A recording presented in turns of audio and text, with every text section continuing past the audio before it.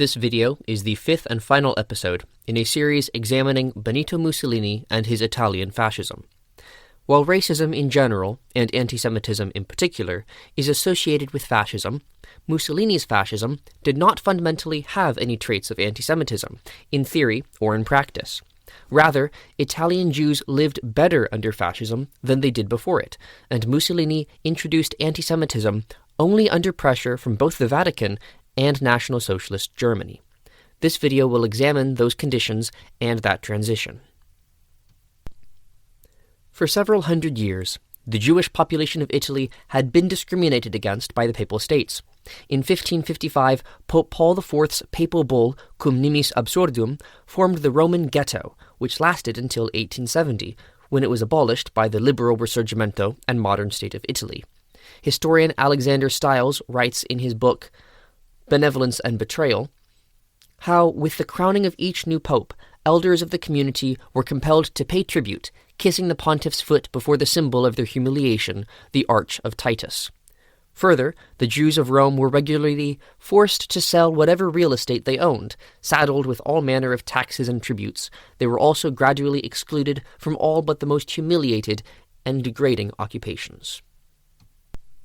Michele di Veroli, born like the fascist regime in 1922, recalled stories his grandmother, Sara de Veroli, would tell him and his siblings about the discrimination she and other Italian Jews faced under papal rule, such as being forced to wear a yellow star badge on their clothes.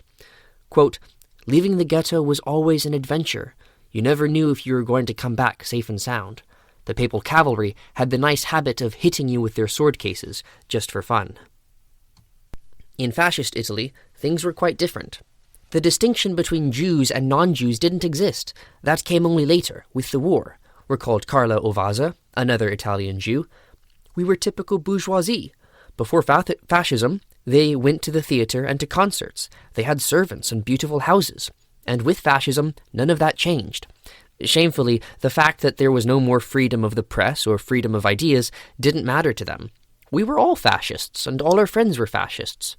You just took it for granted."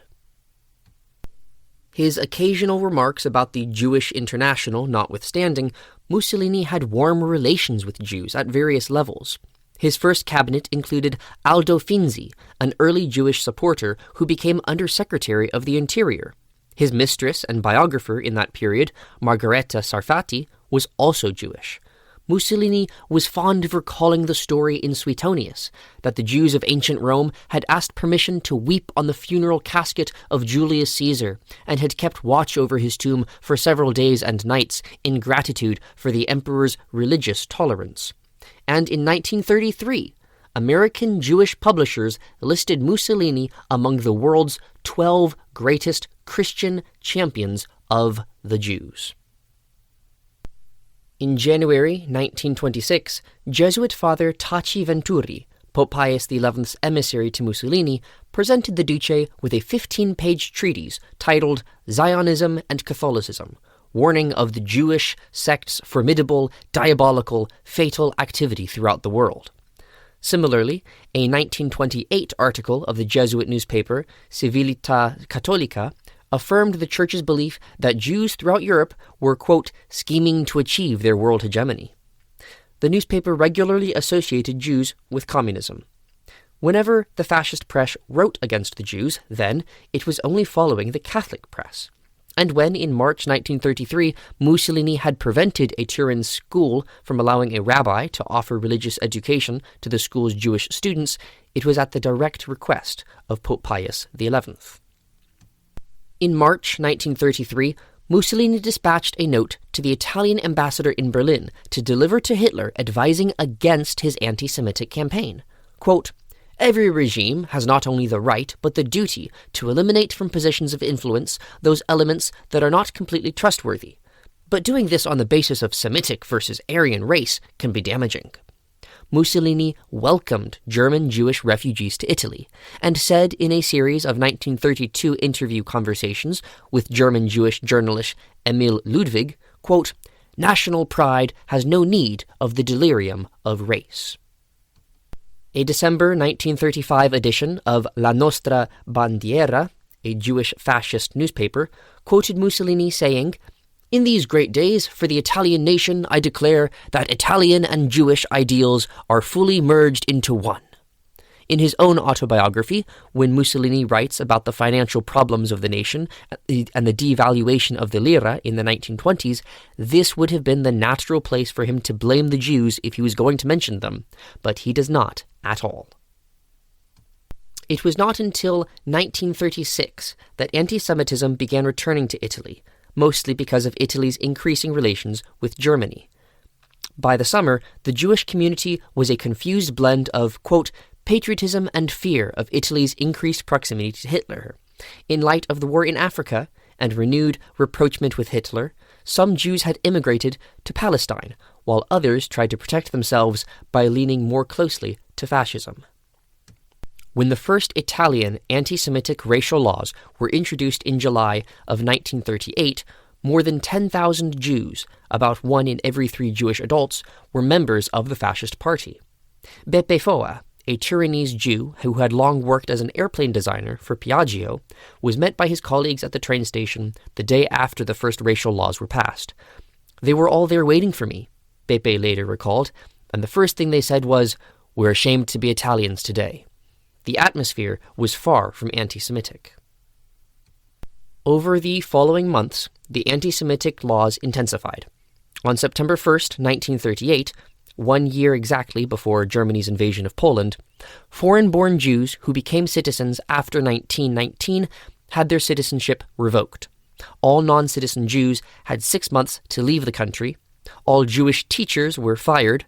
No Jewish children were allowed to attend public schools, and Jewish members of honorary societies of art, letters, and sciences were ejected. In October of 1938, yet another wave banned Jews from all public jobs and forbade hospitals to serve Jews. It also stipulated that Italian Jews be expelled from the fascist party, could not direct businesses of more than 100 employees, own more than 50 hectares of land, or remain in the Italian military. The Jesuit newspaper Civiltà Cattolica published these laws without comment. Near panic, many Italian Jews sought out parish priests to baptize them. Over the next 3 years, 1 out of every 10 Italian Jews would renounce their faith. 5,706 Jews converted to Catholicism to become Aryan. Other Jews fled Italy while they had the chance. Beppe was surprised by the amount of open anti-Semitism in the United States at the time. "When I began to understand English, I heard people making anti-Semitic catcalls. They called New York Jew York and Roosevelt Jewsevelt. In Italy, you would never hear things like that. There was much more anti-Semitism here than in Italy." During World War II, the Italian army had steadfastly refused to hand over foreign Jews in Italian-occupied territory in southern France, Yugoslavia, and Greece to the Nazis. In September 1943, however, Italy dropped out of World War II, and German forces rushed south to control the peninsula. While Jews had been discriminated against following the racial laws, those not actively opposing the state were not persecuted. Jews lost jobs, but were not arrested or killed. The horror only began once German forces advanced south and occupied territory. That is, when Italy was under Nazi, not fascist, control. The excellent, beautiful movie La Vita è Bella, Life is Beautiful, does a good job showing this transition.